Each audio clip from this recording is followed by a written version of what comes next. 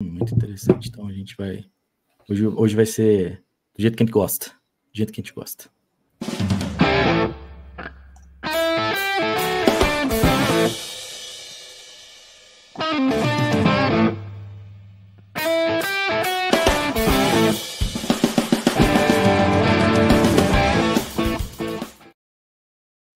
Bom dia, boa tarde, boa noite para você que está chegando agora. Meu nome é Felipe Clemente e está começando mais um episódio desse já consagrado podcast do Tailgate Zone, o Zonecast. Eu não sei por que eu estou com um pente na minha mão. Eu realmente não sei. Deixa eu colocar ele de volta aqui na mesa. Boa noite a todos, sejam todos muito bem-vindos. Vocês estão aqui no Zonecast, esse podcast que não é uma aposta bem feita, mas vai trazer um parlay de notícias boas hoje. Olha que delícia!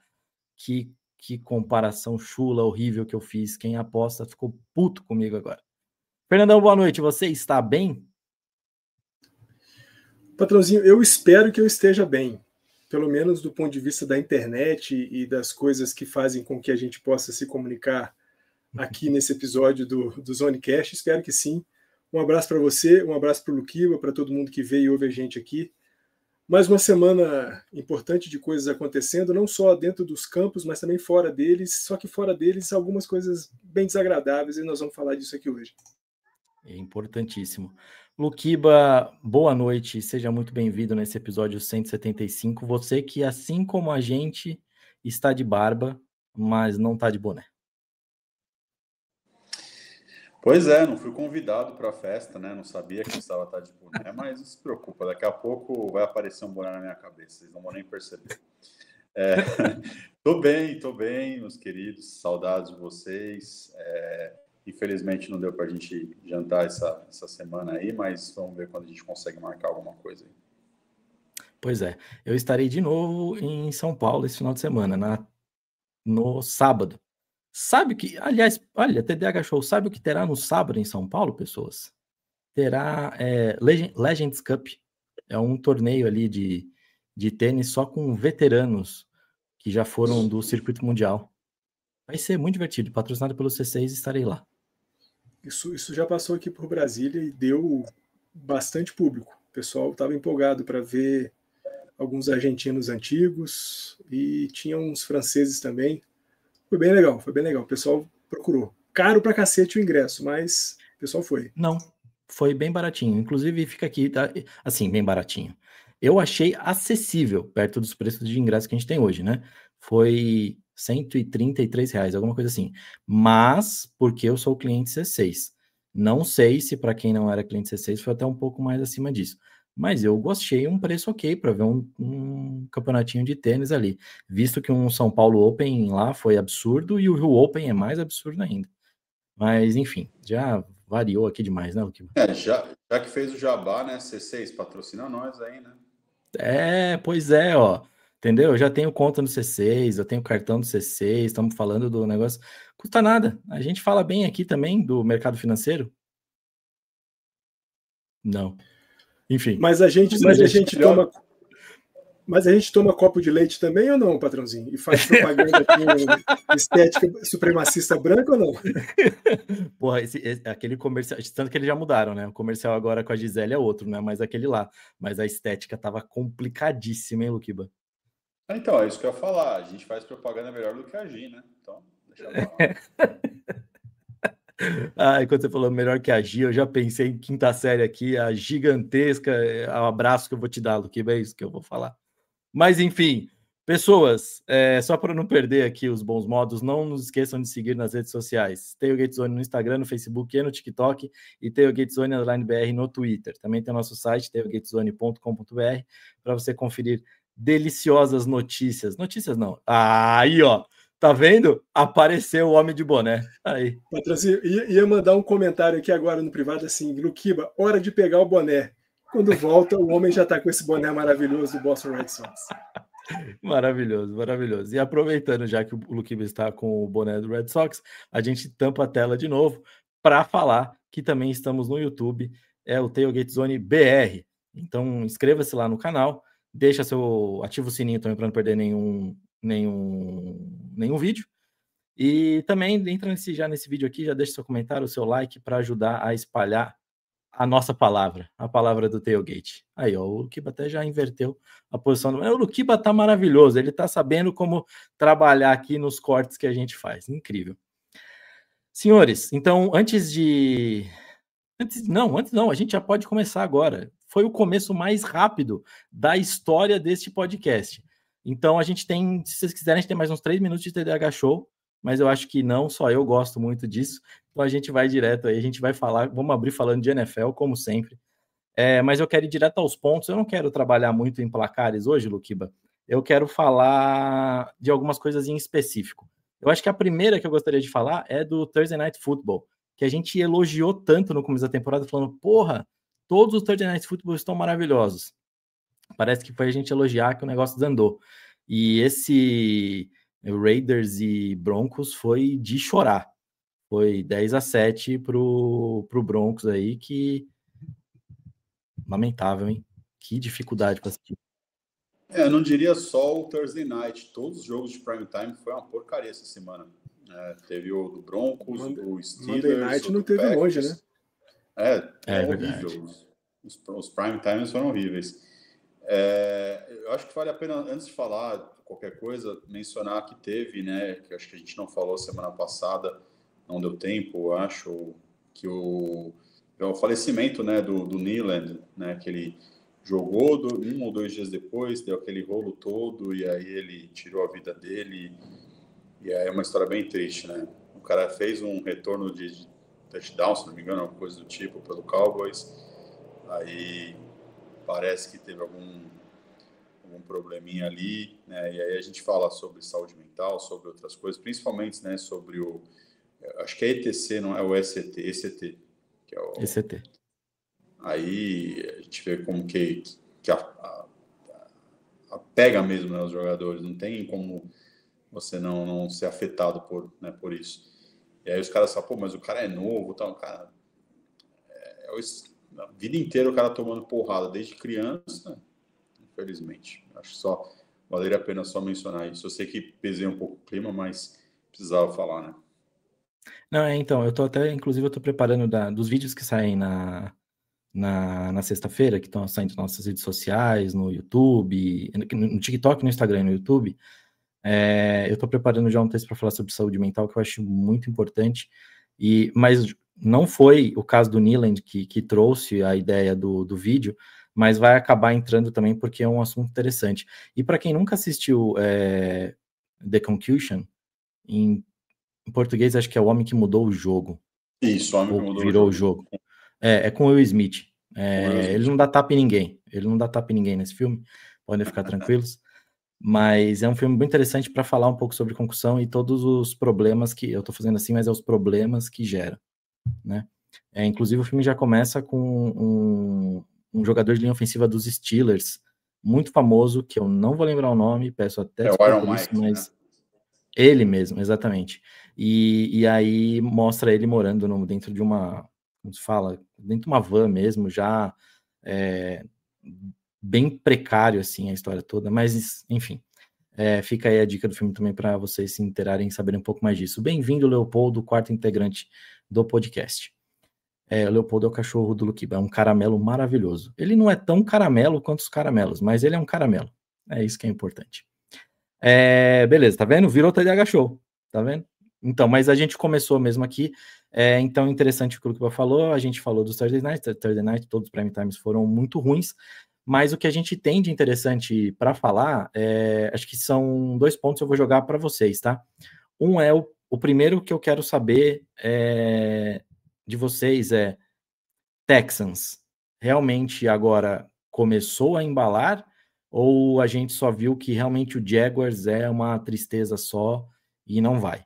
Eu tô com a segunda opção, tá? Que o Jaguars é uma tristeza só.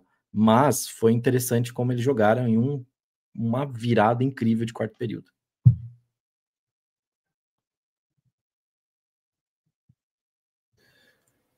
Vai deixar pro menos gabaritado para falar isso. Assim, eu vou falar, né, patrãozinho, daquilo que eu ouvi de comentaristas, de caras que falaram sobre esse jogo e essa virada do Texans em cima dos Jaguars. que é muito mais a fragilidade do Sunshine lá em conduzir o time para algum lugar e tudo mais, do que propriamente um Texans que pode estar dando sinal de uma virada. A gente já teve, né, alguns casos parecidos com esse na temporada. Né? A gente já teve um Rams e Eagles, que os Rams venciam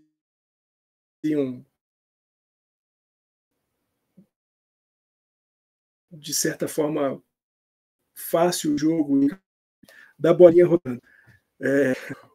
Acabaram tomando uma virada. Tivemos um outro jogo, o jogo acho que do Miami Marlins também, que tomou uma virada vencendo o jogo. Miami Marlins? Não me lembro agora.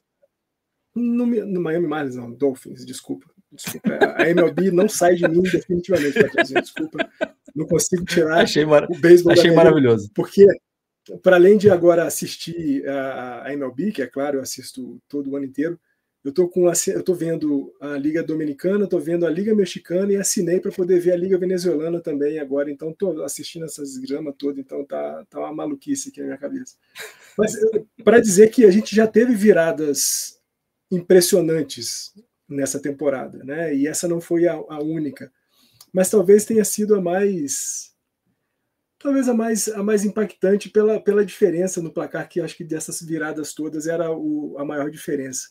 Então, dito isso, eu vou ficar com a sua opção, Patrãozinho, a segunda, de que, na verdade, o Jaguars que é fraco e que propiciou essa oportunidade para os Texans.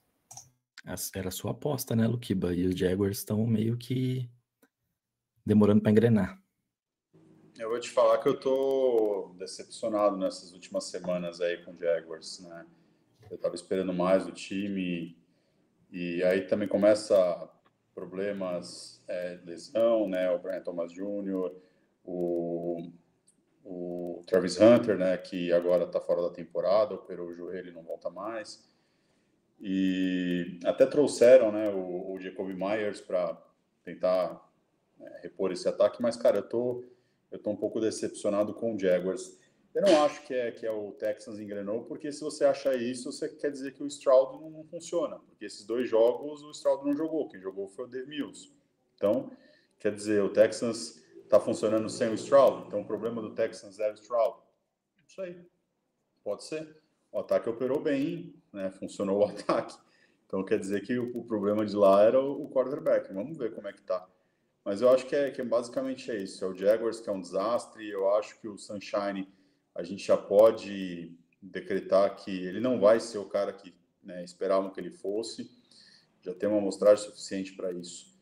E talvez, eu acho que se ele ir para um outro time e recomeçar a carreira dele possa ser saudável para ele, né? A gente teve exemplos bons aí do Baker Mayfield, do Sam Darnold, do Geno Smith mesmo, né? De caras que começou mal numa franquia e de repente, quando todo mundo achava que esses caras não prestavam mais, o cara teve uma oportunidade numa outra franquia e conseguiu mostrar que tem talento. Então, eu acho que o caso do Sunshine é isso, né? Eu acho que o fato de não ter tanta pressão assim, né, lá em Jacksonville, né, por não ser um time com pressão midiática, né, nesse sentido, eu acho que ele deu uma acomodada e talvez, né, isso ficou complicado para ele. Tudo bem que ele teve fatores ruins, né, na carreira dele, teve o Urban Meyer, né, como primeiro ano para ele, que lá é horrível, né, mas tudo bem. Eu acho que é mais isso, Cleio. Acho que é mais demérito do Jaguars do que mérito do Texans. Mas se esse caso traz dúvidas, eu acho que um que não traz é que o Ravens agora vai embalar. Com o Lamar Jackson de volta, essas últimas 2 semanas provaram que é o que a gente tinha falado no começo. Para eles, o jeito que eles começaram perdendo era menos preocupante porque eles tinham um pouco confrontos divisionais. Então, assim, semana que vem eles já pegam os Browns, né? Então, assim, é a chance de continuar embalando e ficar 5-5. Então, assim, eu acho que, de outro lado, a gente está vendo uma recuperação e eu vou torcer muito por esse Ravens com o Lamar Jackson, que eu ainda quero ver ele brilhando em pós-temporada. Que não seja contra o Coltão, mas também, se for, também, paciência.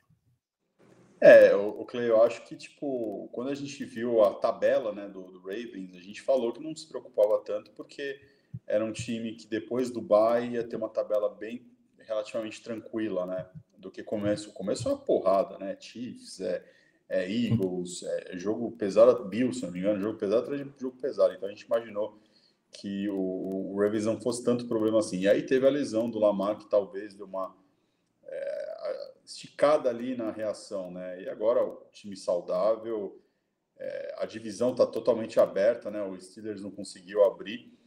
É engraçado, porque a gente tem 3 divisões com 8-2 e essa divisão, se não me engano, acho que está 5-4 Steelers, né? Então, você vê a grande diferença, né, que tá.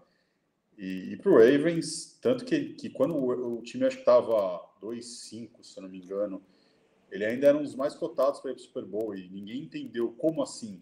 Aí explicar, gente, a tabela facilita para eles, eles têm chance boa de classificar ainda. E a gente sabe que playoffs é outro mundo, não adianta nada você ser perfeito na temporada regular, chegar no playoffs, um jogo que você está errado, já era, acabou sua temporada. Então, a gente sabe que é um dos times mais completos que a gente tem na AFC e não tem como você apostar contra, né, o Ravens. Inclusive, teve gente que pediu até a cabeça do Harbaugh, né, quando estava nesse começo, que é os amendoins que tem por aí. Aliás, você trouxe um ponto que eu estava vendo. Não, pode falar, Fernandão, pode falar, senão eu vou desandar também. Não, eu ia falar só que, olhando aqui os calendários, né, de Ravens e Steelers, para essa semana 11, a gente ainda não deve ter a chance de que os Ravens igualem a campanha dos Steelers, mas a semana 12 é bastante promissora para os Ravens, porque na semana 12 os Steelers pegam o Chicago... que é o Chicago o quê mesmo? Bears. Vamos lá. Aê! Chicago Bears. E os Ravens pegam os Jets. Então, uma boa chance de a gente ter uma igualdade de campanhas na semana 12.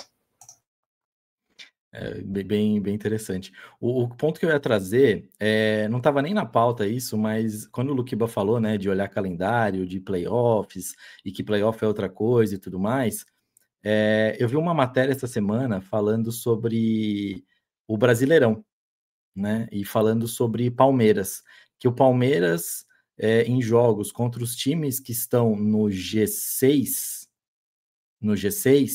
tem uma campanha de rebaixamento. E o Palmeiras, contra o resto do campeonato, tem realmente uma campanha de líder, né, de campeonato. E aí é o que me deixa, às vezes, intrigado com o formato dos pontos corridos. E aí, por isso que eu gosto tanto dos sistemas de playoffs dos esportes americanos no geral. Porque dá a chance para surpresas, mas também acaba colocando... e forçando que esses times melhores se enfrentem e que você veja quem é o melhor do melhor. Não sei se eu passei bem o que eu queria falar, mas eu só queria fazer aqui eu ia falar uma praise. Mas, o patrãozinho, por outro lado, deixa eu só... Uma ode, uma homenagem. A palavra certa. Ao mesmo tempo que você, né, fala disso, né, de que o Palmeiras tem uma campanha, não vou falar de futebol, mas só pegando o mote da sua ideia, né, de que um time que está na liderança do campeonato tem campanha ruim contra os seus iguais e uma campanha ótima contra os desiguais, mas ao mesmo tempo os seus iguais têm campanhas ruins contra os piores, o que faz com que o Palmeiras ainda se sustente na liderança. Então eu acho que tem um equilíbrio dessa coisa. Beleza, o Palmeiras não vai bem contra os melhores, mas os melhores também não têm ido muito bem contra os piores e o Palmeiras consegue ser superior àquilo, né? Você tem que ser melhor contra quem você é de fato melhor e tentar igualar no máximo contra quem você joga ali de igual para igual.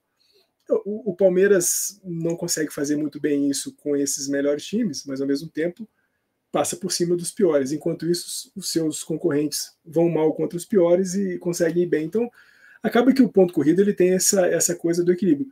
Embora, e aí é uma coisa que é meio que um TDAH aqui, eu acho que está na hora de a gente passar uns 5 anos de temporada de futebol no Brasil de novo com playoffs, para depois voltar com pontos corridos. Eu acho que a gente podia dar uma mudadinha nos próximos 5 anos aí. Eu gosto também, eu gosto disso. Eu gosto de ver uma nova João Avelange aí, entendeu? Alguma coisa maluca assim. Mas a gente desfocou totalmente, mas eu queria trazer isso aí, fazer meio que falar como é bom isso, como é gostoso playoff, como é gostoso mata-mata, entendeu? Copa do Brasil tá aí para isso. E patrãozinho, vou falar de novo algo que eu falei quando a gente fez aquele episódio nós dois juntos, eu acho que até com o Luquiba também antes, do quanto a gente falou isso semana passada, né, do equilíbrio da temporada da NFL. Porque a gente teve Arizona ganhando dos Cowboys para depois um jogo horroroso e perder. E assim, a gente está vendo um pouco disso dentro da NFL. A gente não consegue. Talvez agora, nessa 11ª semana, a gente já comece a ter uma certa definição. O Luquiba falou de divisões que estão 8-2. Então, nessas divisões, talvez a gente já comece a ver um pouquinho de definição para o que vai ser até o fim da temporada. Mas a gente tem outras várias com times com campanha positiva, um acima, outro com campanha negativa, só uma abaixo. Então, assim, a gente não consegue estabelecer que, beleza, o time venceu, sei lá, o Kansas City ganha dos Eagles na semana anterior e vai pegar, sei lá, os Bears nessa semana e é certo que vai ganhar. Não, talvez perca, e a gente não consegue estabelecer muito bem esse rumo, né, de quem é o bom ganhando dos piores ou quem são os bons que não estão se dando muito bem contra os piores. Acho que a temporada da NFL até aqui, pelo menos para mim, ela tem mostrado um pouco desse caminho aí. E a gente não combina nada, por isso que as coisas dão tudo certo. Porque o que eu ia jogar pro Luquiba é justamente falando nesse lance que o Fernandão falou de joga bem contra um, joga mal contra o outro, essa inconsistência toda.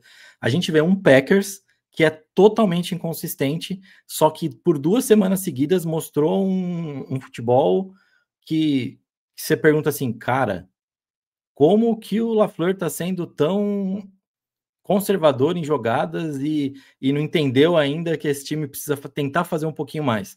Foi desastroso o jogo contra o Panthers e foi terrível esse jogo contra o Eagles. Tudo bem que foi um jogo de 2 defesas fortíssimas, mas, cara, foi desastroso. Teve cada chamada que foi péssima. E aí é um time que vai chegar por osmose na pós-temporada, talvez.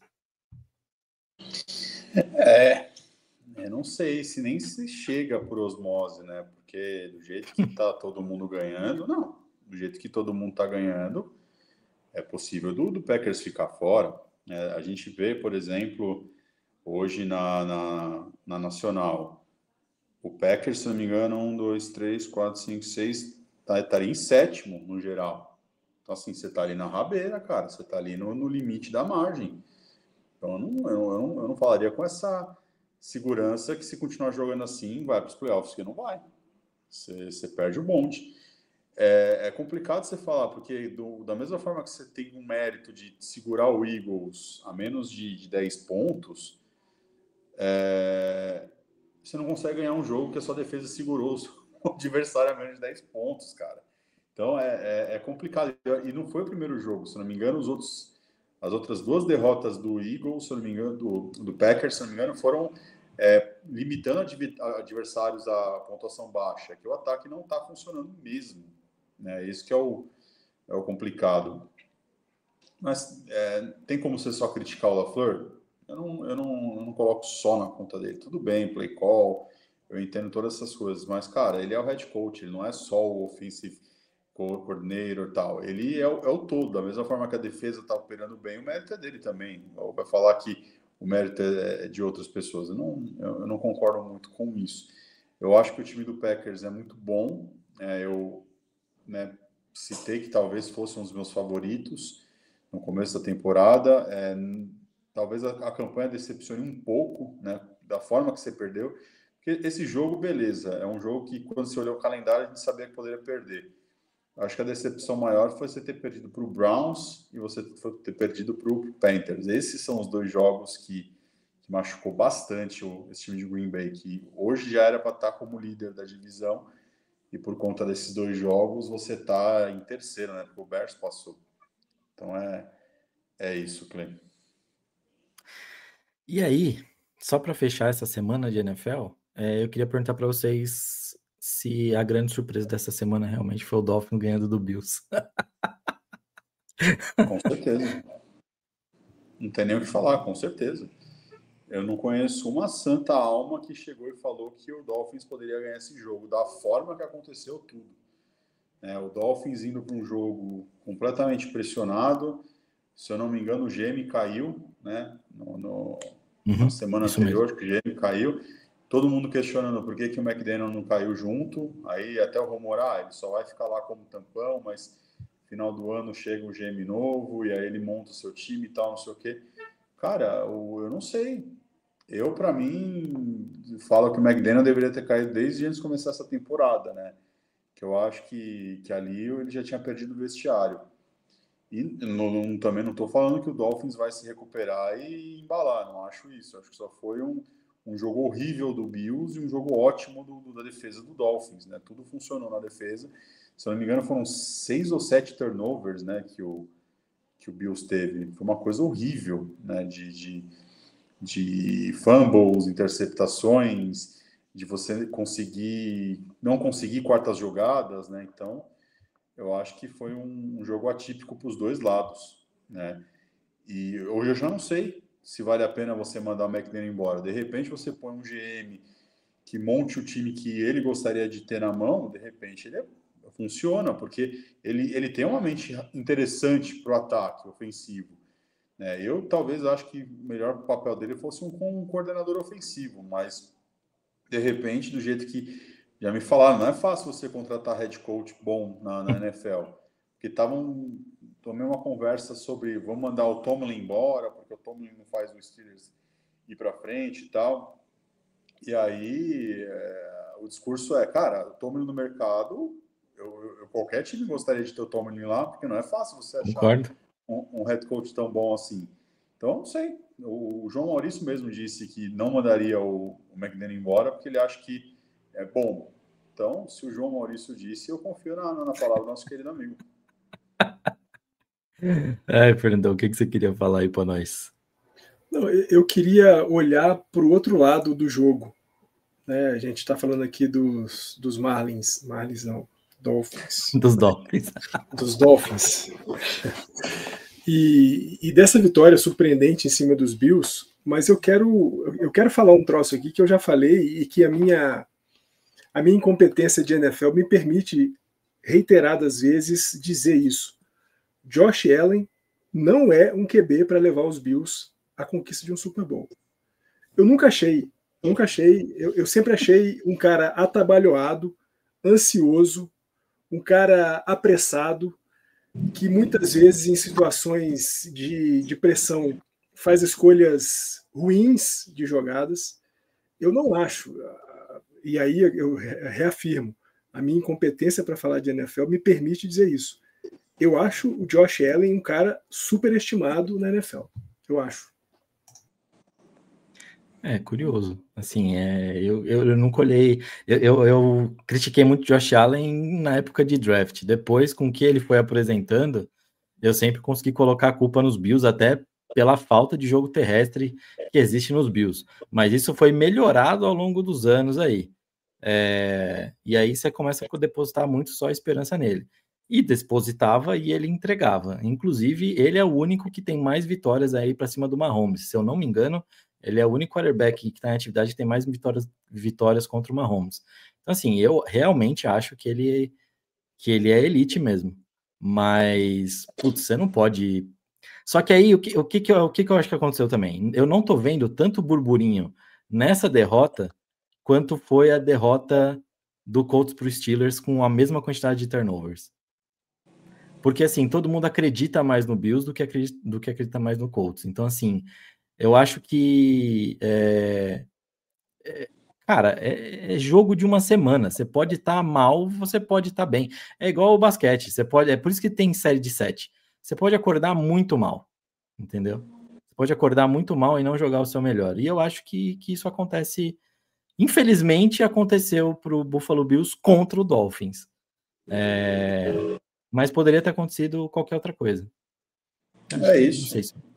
É isso. Concordo. Isso é um jogo atípico do Bills. Eu não acho, Fernandão, que a culpa é do Allen, porque assim, ele vai lançar para quem? Ele estava sem o Kincaid, machucado, não tem recebedor decente lá, não tem como você se contentar com o Shaqiri, com o Coleman. Praticamente o ataque opera com o James Cook correndo bem e o Josh Allen fazendo as mágicas que ele consegue fazer, passes curtos, tal, porque é a forma que eles têm para operar o ataque. Quando você tinha o Diggs, quando você tinha ali um ataque forte, voava, cara, esse time. E aí falaram, não, o Bills não precisa de um recebedor, né, de um alfa ali, a gente consegue se virar com o que a gente tem. E eu não acho que o ataque está funcionando bem, não só esse ano. Ano passado já não estava funcionando tão bem assim, né, mas foi vencendo, porque a defesa conseguia, né, às vezes salvar. E naqueles momentos que de repente você precisa fazer um drive, ele fazia um drive. Mas esse ano eu acho que é um ataque disfuncional, o Bills. Eu acho que para mim a culpa maior é isso. E também eu questionaria muito o head coach, né? Que, se não me engano, ele vai voltar a ser o coordenador ofensivo, vai chamar as jogadas, né? Então, não sei, vamos ver o que pode acontecer. Mas eu acho que para mim é mais isso, é mais um ataque disfuncional do que só o Allen. Eu gostaria de ter o Allen no meu time. O Drake May, para mim, é um projeto de Josh Allen. Quiçá, se ele chegar perto do que é o Josh Allen hoje, e eu já estou feliz com esse projeto, imagine você ter o Josh Allen. Então eu não acho que é por aí não, Fernando. Eu acho que é mais você ter um ataque que saiba operar do jeito que deveria operar. E esse ataque do Bills, ele é fraco. Você olha os jogadores lá, é fraco. Você tem só o Cook ali, que é um jogador acima da média, o resto é tudo na média para baixo, né? E aí não é... O Josh Allen não é um Tom Brady, o Josh Allen não é um Peyton Manning para conseguir todo jogo tirar o coelho da cartola e levar. Ele é um cara assim, bem acima da média, mas ele não é nesse nível para você falar só pôr nas costas que ele carrega. E ele está mostrando isso. E o Fernandão entrou pro corte, porque eu vou colocar esse corte dele aí, com certeza, falando de Josh Allen, acho que vale a pena. Eu gostei. Já vou usar as palavras de José Saramago quando ele lançou o Caim, que a imprensa mundial católica, sobretudo, criticou muito o livro Caim. E ele falou na entrevista coletiva: eu não preciso olhar com susto para mim não, porque minha pele é dura e eu suporto as pancadas. Então, já deixo aqui adiantado. A minha pele é dura e eu suporto as pancadas. Ninguém vai te dar pancada, Fernandão. Você é o cara mais carismático, mais fofo, mais maravilhoso que nós temos nesse site aqui. Não tem como. E, aliás, você falou do Saramago, né? Foi Saramago que você falou? Eu já como eu tô mal. Você falou do Saramago e eu gravei o vídeo que vai ao ar na sexta-feira com a camisa do esporte. Olha o spoiler aqui. Camisa do esporte que foi feita em homenagem ao Ariano Suassuna. Então, assim, ficou muito bom o vídeo. Ficou muito bom. O assunto é pesado, mas ficou muito bom. Tá bom, era isso. Semana que vem, que começa quando esse podcast é lançado, eu queria só destacar que a gente tem 2 jogos bem interessantes. Um que é o Rams 3, tem mais? Qual que é o... Peraí, vou falar, você me fala qual que é o terceiro depois. Rams e Seahawks, que é o time do Fernandão enfrentando o Seahawks. Eu acho que vai ser um jogo incrível para mim, 2 ataques poderosíssimos. Matthew Stafford tá aí lutando para chegar nos seus 50 touchdowns na temporada, e talvez chegue.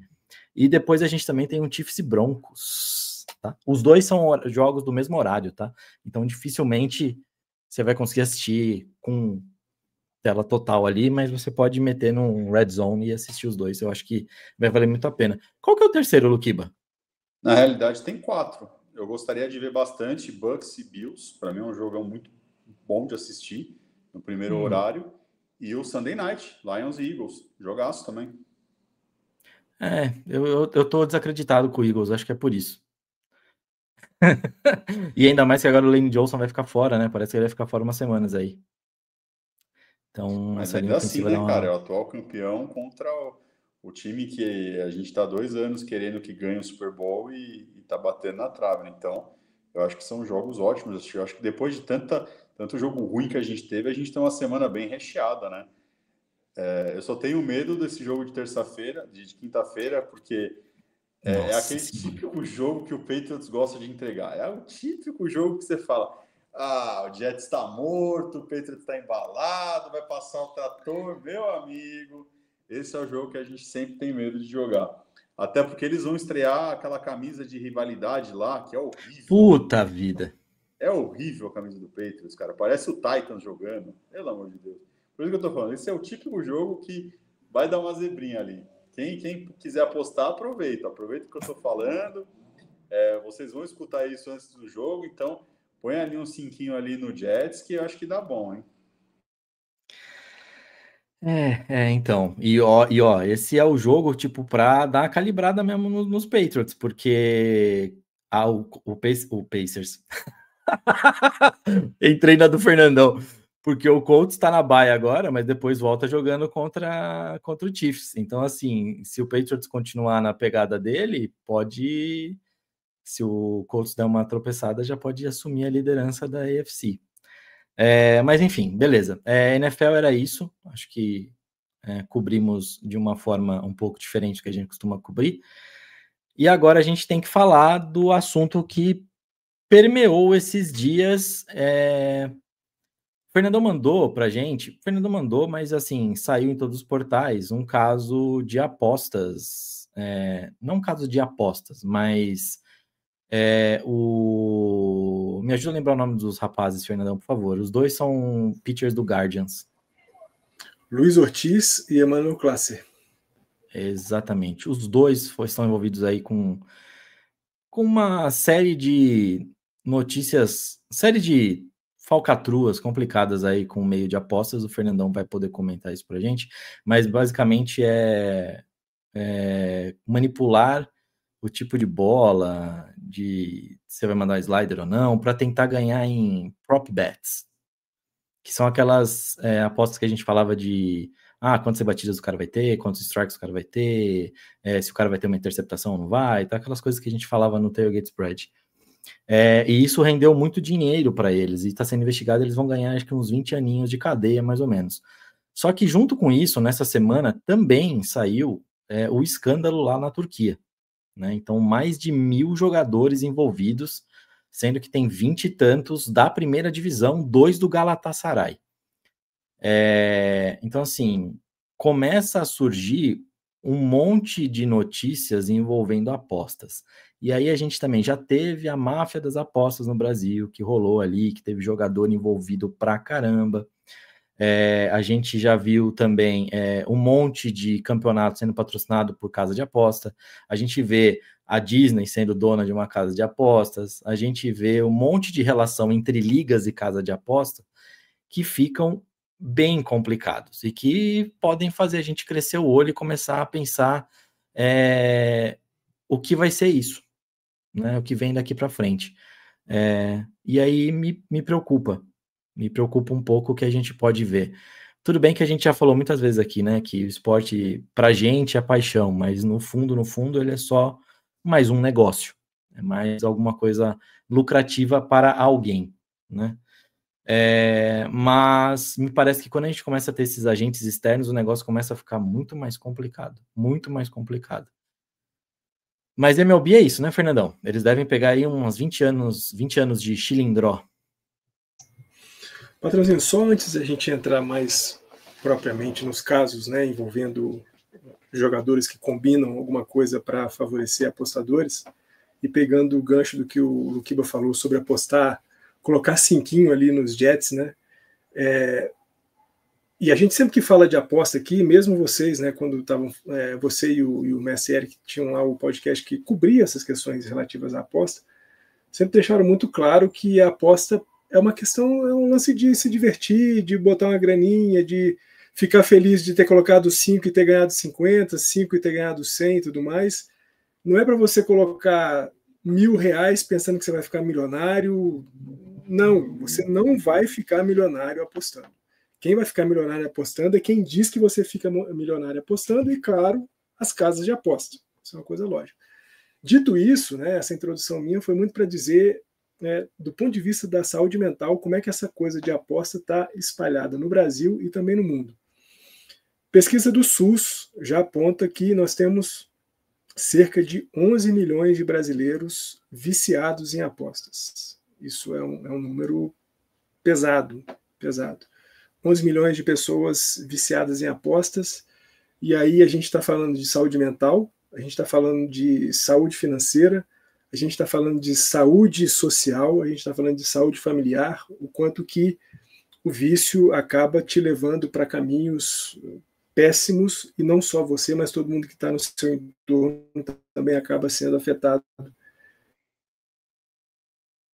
negativamente por isso. Fui dar uma olhada nesses números no mundo, Lancet, e a pesquisa mostra que no mundo já são 80 milhões de pessoas. Fernandão, deu uma cortada. Onde você viu? Só para ficar claro para todo mundo onde você viu os dados. Na revista The Lancet, que Perfeito. É a revista científica mais importante de medicina no mundo. E a pesquisa deles já mostra 80 milhões de pessoas também com problemas de vícios ligados a apostas, né, e todos os problemas que decorrem desse vício. Dito isso, e agora falando mais detidamente do Luiz Ortiz e do Emmanuel Clase, o Luiz Ortiz, essa semana saíram alguns vídeos, né, mostrando em que lances o Ortiz estava envolvido na combinação de apostas. Para ele, especificamente, eram os primeiros arremessos dos duelos que deveriam ser bola ou hit by pitch. Ou seja, ele arremessava sempre bola ou hit by pitch para poder favorecer aos combinados, né, de apostadores com quem ele acabou se envolvendo. O Emmanuel Clase tem um lance especificamente, e olha só, foi num jogo contra os Dodgers, e essa semana saiu o vídeo, que era uma contagem 3-2, em que ele deveria lançar uma bola fora da zona de strike para dar um walk, só que, malgradamente, o Andy Parris vai no swing, no slide, e acaba sofrendo um strikeout. E isso quebra o combinado de apostas nas quais o Emmanuel Clase estava envolvido.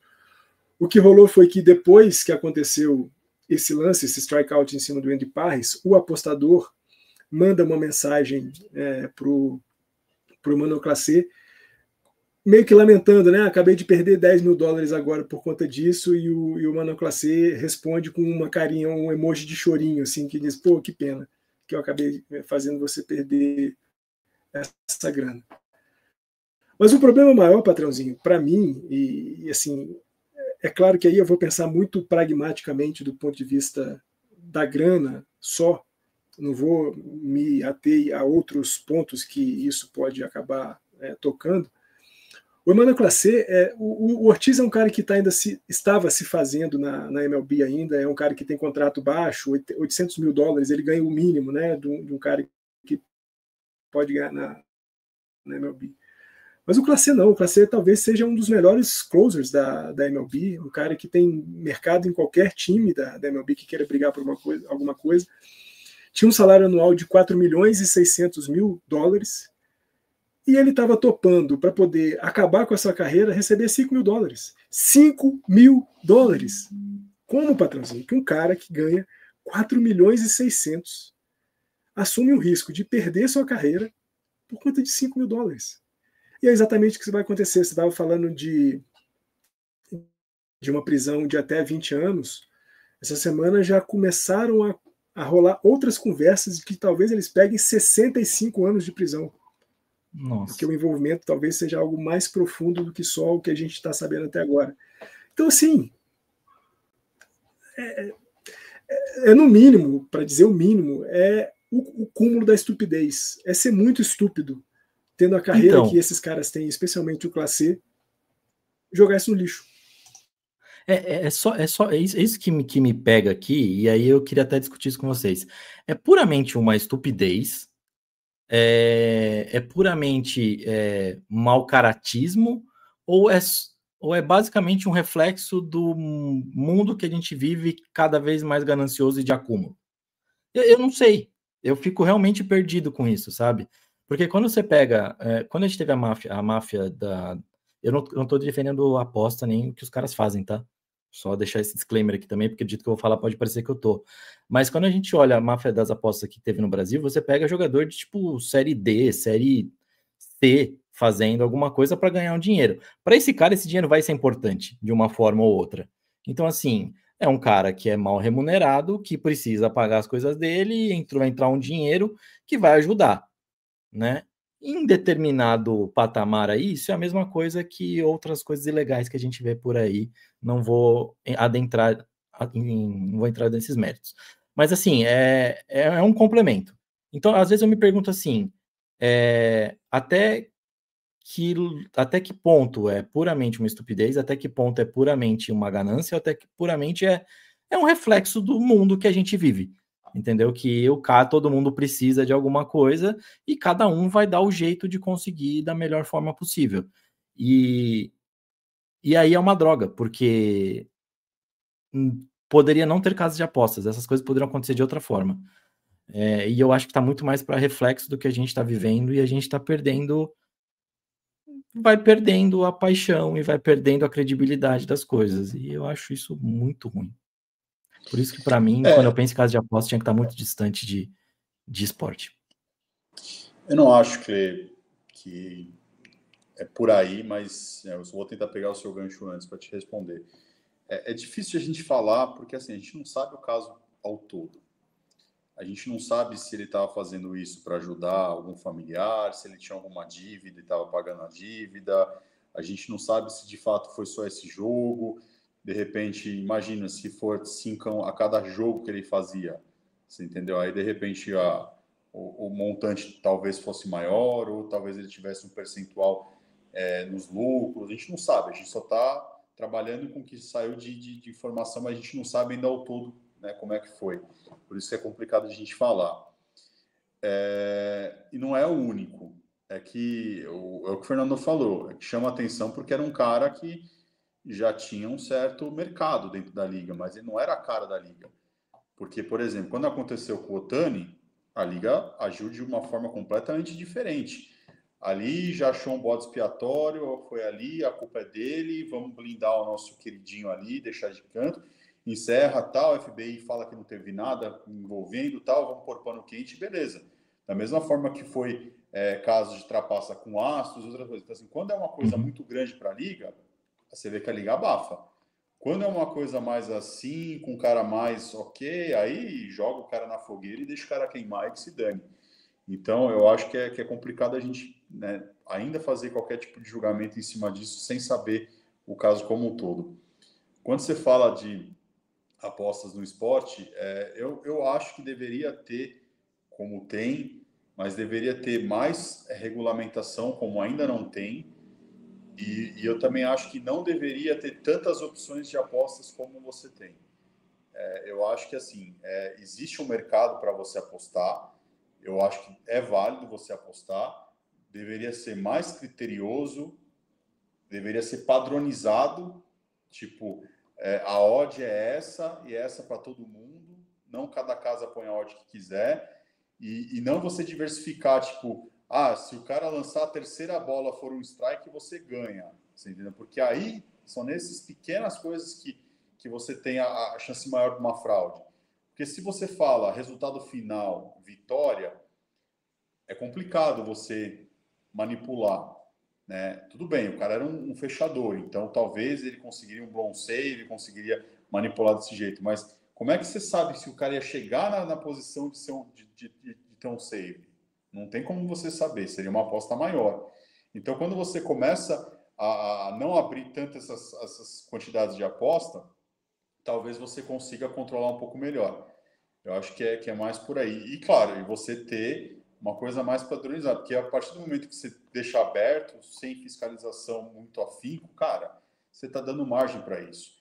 Né? É o que você falou, tem caras que são mau caráter, tem caras que é necessidade. Como você vai culpar um cara que ganha nem um salário mínimo para jogar futebol e, de repente, com um lance, o cara pode resolver a vida dele, da mãe, do pai, do irmão e tal? É claro que o cara vai se tentar, é difícil de a gente falar que não se tentar, de repente a gente estivesse na mesma posição, de repente a gente poderia fazer alguma coisa similar, a gente não sabe, né? É difícil a gente se colocar no lugar da pessoa e criticar e condenar. Mas eu acho que o caminho é você tentar fazer esse mix, você ter um controle maior em cima das apostas, você ter odds iguais, não existir cada casa fazendo a sua odd, porque eu acho que aí começa a margem para você manipular e você também não diversificar tanto as apostas. Tudo bem, aí você vai criar um mercado paralelo, você vai ter gente que faça por fora, beleza, mas aí é ilegal. Essas pessoas estão fazendo isso, estão cometendo um crime, é diferente. A partir do momento que você regulamenta as apostas, quem fizer por fora, meu irmão, você põe uma lei pesada em cima desses caras, é cadeia, não tem muito, porque aí se esses caras vão pensar duas vezes se forem pegos. Eu acho que o caminho é por aí, cara. E aí, em cima disso que você falou, junto com o que o Fernandão falou, dos dados do SUS, dos dados da Lancelet, falei certo, né? Nossa, eu sempre falo errado o nome da revista. É Lancelet, tá certo. Lancet. É que eu penso, Lancet. Lancet. Eu penso em Lancelot. Eu sempre penso em Lancelot na hora que eu vou falar. Mas, enfim, quando a gente pega e junta tudo isso, outra coisa que é importante é esses patrocínios e como isso é divulgado, eu acho. A gente não pode, e na minha visão, a gente não deveria ter um Brasileirão betano, tá? Porque, de uma certa forma, você tá lá convencendo, divulgando e colocando outra pessoa que talvez não tenha discernimento suficiente, que acha que vai ganhar uma bolada para começar a apostar e se enforcar. Então, e fora isso, as manipulações que podem ter, porque o seu patrocinador é uma casa de aposta. Então, eu acho que até ali a gente tem que começar também a ter uma regulamentação, para além do que o Luquiba falou, e eu gosto das ideias, inclusive essa de reduzir um pouco dessas próprias bets aí, né? Mas eu acho que quando você aproxima muito essas casas para até patrocinar eventos, o negócio fica cada vez mais complexo. E, patrãozinho, é assustador, né? A gente hoje não tem evento esportivo que não seja quase que exclusivamente patrocinado por casas de aposta. Exato. E assim, o nível de ferocidade no marketing e na concorrência entre elas é tão grande que a gente, num intervalo de um jogo de futebol americano, a gente vê 4, 5 propagandas de bets completamente diferentes. Né, eu pelo menos, né, a gente aqui, nós três, a gente vem de um tempo em que as propagandas eram assim, a gente tinha muito claramente que no jogo do Campeonato Brasileiro a gente tinha uma propaganda de cerveja, uma propaganda de carro, uma propaganda de um supermercado e beleza, era isso. Era uma cerveja, um carro, um mercado. Fechou. E as da Boticário que sempre geravam algum comentário depois.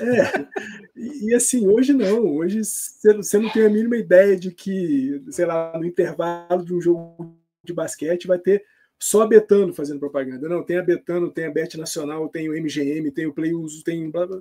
Tem tudo, cara. Tem tudo. Assim, você não consegue... E a estética das propagandas, né? Tudo muito alegre, tudo muito bonito, tudo muito fácil. Você faz seu cadastro e ganha R$500 para poder apostar. Pô, você não ganha R$500 para poder apostar. O dinheiro vai continuar ali dentro, então você não está ganhando dinheiro nenhum. Você está colocando. Parece muito o Tatico. O Tatico é um ex-deputado distrital aqui de Brasília, ele tem uma rede de supermercados aqui em Brasília. Fortíssima, atendi eles já. Isso, e o Tatico da Ceilândia, tempos atrás, agora não mais, o Tatico ficava na porta do mercado dando R$50 para todo mundo que entrava, para todo mundo gastar o dinheiro no mercado dele. Então, assim, ele não está dando dinheiro nenhum para ninguém, ele está só pegando o dinheiro que ele botou na sua mão de volta com o que você está gastando dentro do mercado. E é isso, sabe? Essas propagandas, e você falou, por exemplo, o Brasileirão betano. A gente tem no Campeonato Brasileiro Atlético, Fluminense, que são patrocinados pela Betano. Ainda tem isso. Tem os times então, assim, patrocinados pelas bets. Você tem esse conflito de interesses, né? Tudo bem que Atlético e Fluminense não estão bem a ponto de irem para tentar o Campeonato Brasileiro, mas a Libertadores também é betano, Então, de repente, o Atlético conseguir uma classificação para a Libertadores é bom, porque o Atlético é betano, o Fluminense também ir para a Libertadores é bom, porque o Fluminense também é betano, e betano patrocina a Libertadores, patrocina o brasileiro. Então, assim, tem um conflito de interesses que é muito problemático para mim, é muito problemático, que você tenha times patrocinados por uma casa de aposta, por uma marca que financia também um campeonato inteiro, sabe? Isso é muito problemático. Eu achava estranho, Patrãozinho, quando eu ainda assistia futebol com regularidade, inclusive campeonatos internacionais, quando eu vi a primeira vez uma casa de apostas patrocinando um time, foi o Milan, que era patrocinado pela Betwin. E eu sempre gostei muito de pesquisar quem que são esses patrocinadores, eu fui atrás de Betwin. O que era Betwin? Era uma casa de apostas. Aquilo já me soou muito, sempre por um time de futebol patrocinado por uma casa de apostas. Esse troço não vai dar muito certo. Uns 15 anos depois, a gente está vendo que não está dando muito certo. É muito complicado, assim. Eu acho que, novamente, não é para a gente ser cagador de regra aqui, não é para a gente ficar falando como tem que ser ou deve ser, mas eu acho que é para todo mundo pensar. O primeiro é como essas casas de apostas viraram tipo um motor econômico, financeiro absurdo para os esportes. E será que isso não é perigoso? Então, esse é o primeiro ponto para todo mundo pensar, para ter a minhoquinha na cabeça. Outra coisa também é propriamente uma coisa infantil de quanto que o esporte pode perder a imprevisibilidade dele por conta disso. Sabe, você gosta de esportes, a gente gosta de esporte por causa de ser imprevisível, por coisas bestas, de como o Eric falou num podcast lá atrás que a gente estava, de porra, o beisebol é um cara que tem que rebater uma bolinha em 2 segundos e, meu Deus, o que vai acontecer aqui? Sabe? Então essas coisas estimulam a gente a querer ver o esporte e acompanhar mesmo, né? E do mais, saúde. A gente fala de esporte ser saúde, sabe? E a gente tá vendo um problema crônico de saúde por conta de apostas, sabe? Então, quando você quer aproximar um ambiente não saudável de um ambiente que deveria ser saudável, por mais que a gente saiba que o esporte de alto nível não é tão saudável, né? Mas, assim, é algo que demonstra, que quer passar uma ideia de saúde.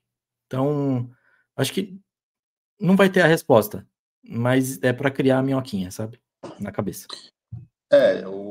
Eu só queria também complementar o que o Fernandão falou, Clê, o conflito de interesse. Eu lembro que o primeiro conflito de interesse que eu achei bizarro foi quando o São Paulo foi campeão da Copa do Brasil, que a Copa do Brasil, se não me engano, ou era Betano ou é alguma casa de esportes, e o patrocinador de São Paulo era outra casa de esportes, e o São Paulo não pôde usar o logotipo de campeão da Copa do Brasil porque tinha o nome de outra casa de apostas no seu uniforme, e entrava em conflito com o contrato com a casa de apostas que era patrocinado. Então já começa por aí, uma coisa assim, você ganhou um campeonato, você não pode usar o brasão que você é o campeão daquele lá, porque é uma casa de apostas. Mas, cara, é o que o Eric gosta de falar, Money Talks. Não tem muito como a gente ir contra algumas medidas, porque, cara, eu lembro quando a gente falava de contrato de patrocínio de time de futebol, 10 milhões por ano. Nossa, que contrato foda, cara. Aí lá o outro time, 12 milhões. Nossa. Aí vem a casa de bet da vida, 300 milhões por sei lá quantos anos. Mano, tipo assim, é um dinheiro surreal. Como é que você vai falar não para uma coisa dessas? Se você pegar hoje a Série A, se eu não me engano, é Bragantino e Mirassol que não tem como principal patrocinador uma casa de apostas. Se eu não me engano, posso estar falando besteira. E são situações pontuais.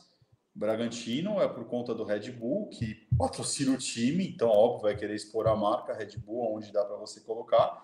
E o Mirassol... RB, por favor. RB Bragantino, por favor.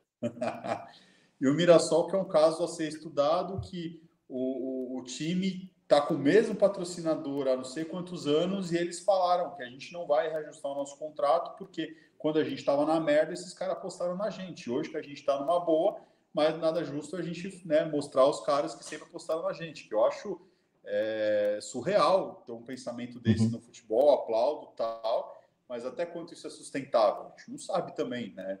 É um time que ano que vem está para Libertadores, né? E está levando ali aquela coisa toda, só que assim, será que esse dinheiro não vai fazer falta pensando daqui para frente? Não sei, vamos ver, só o tempo para falar. Mas, assim, como é que você vai falar não para essas coisas? Vocês falam dos eventos, tá? É exatamente isso.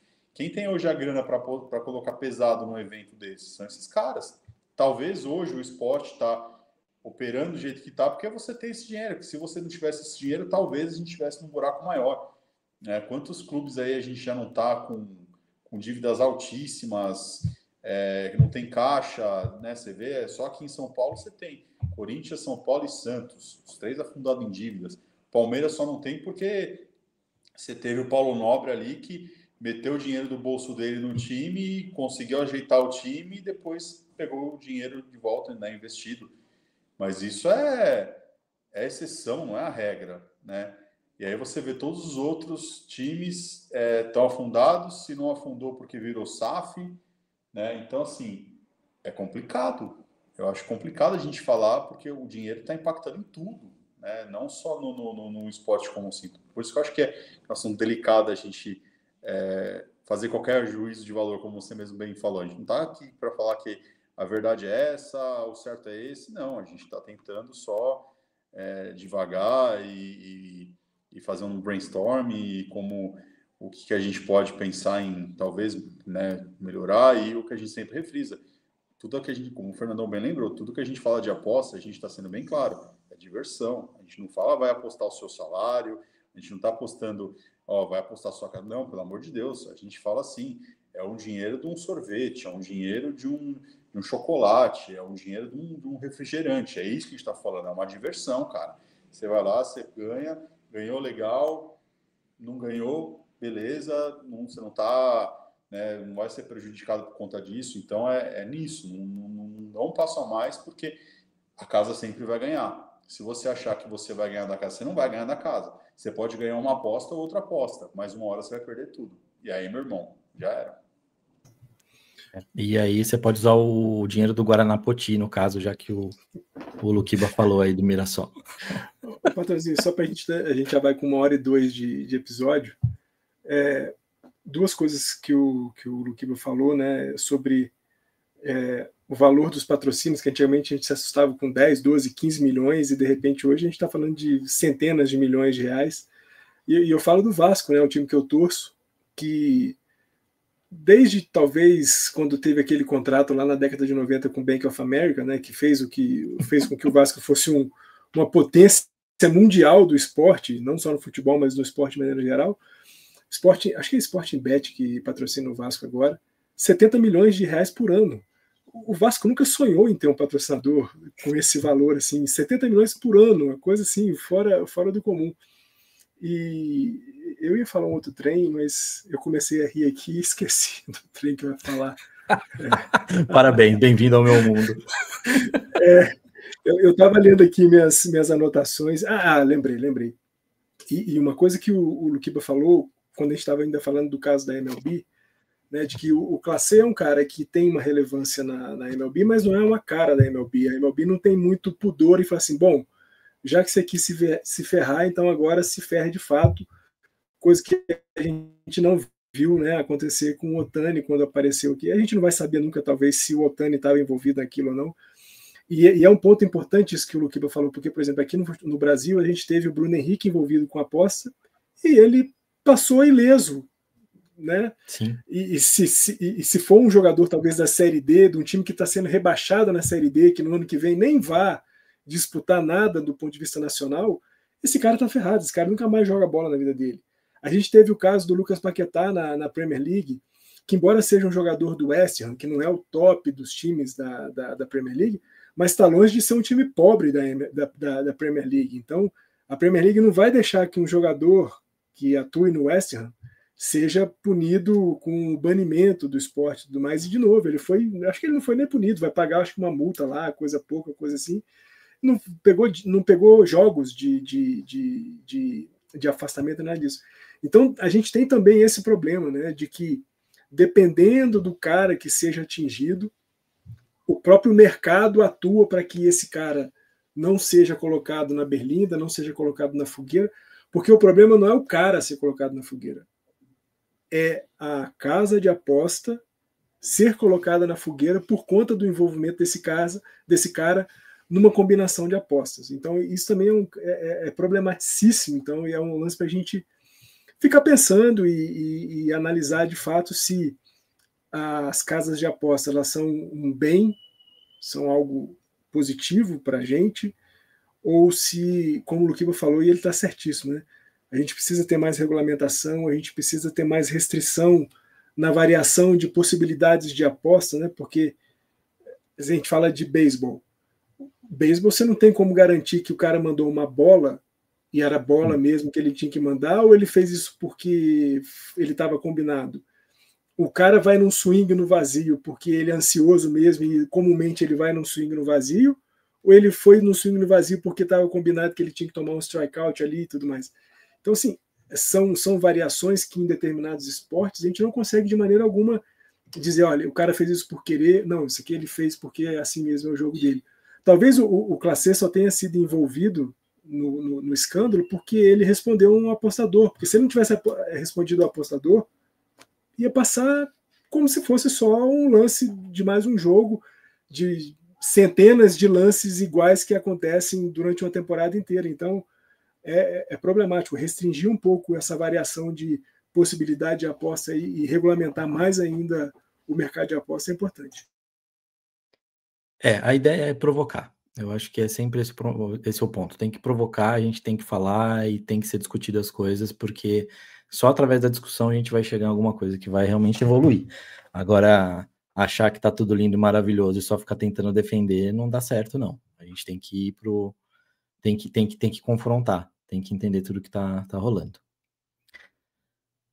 Bom, Fernandão e Luquiba, acho que era isso. Então, foi muito bom estar com vocês, foi muito bom conversar com vocês. Um efusivo abraço e despidam-se como quiser.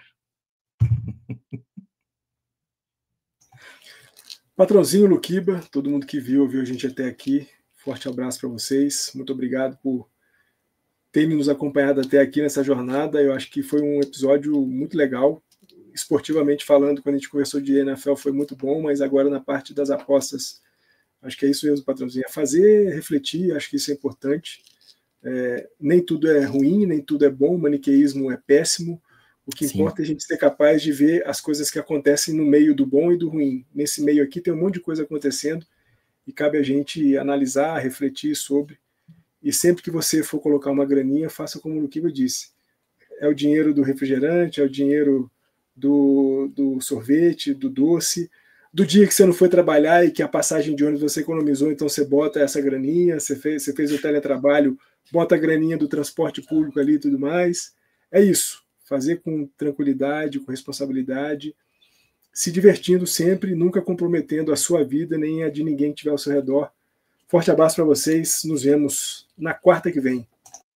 É isso aí, teletrabalho. O Fernando é maravilhoso, né, Luquiba? É um lorde. É isso, meus queridos, sempre é um prazer falar com vocês, né? E semana que vem também.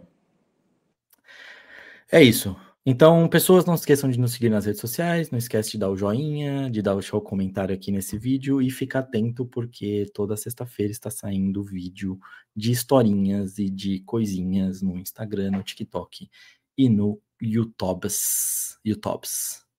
É isso. Beijo grande a todos, nos vemos no mesmo horário, no mesmo bate-horário, no mesmo bate-canal na semana que vem. Beijo a todos.